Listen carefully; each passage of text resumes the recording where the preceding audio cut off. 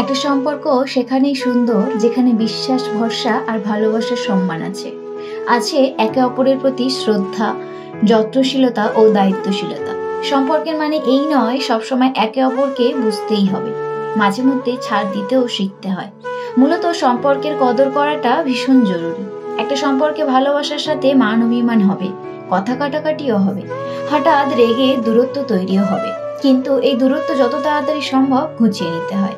সম্পর্কে একে অপরের ভালো রাখাটা যেমন মুখ্য বিষয়, তেমনি মানসিক শান্তির কারণ হওয়াটাও বিশাল ব্যাপার।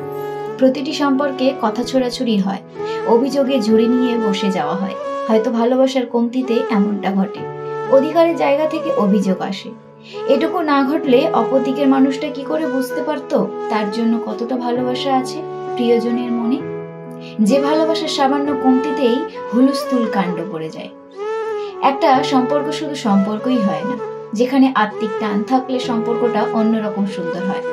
আর আত্মিক সম্পর্কগুলোতে ভালোবাসার গভীরতা সবসময়ই বেশি থাকে। এই সম্পর্কগুলো গড়ে ওঠে মূলত বিশ্বাসের জায়গা ও পাকাপোক্ত হলেই।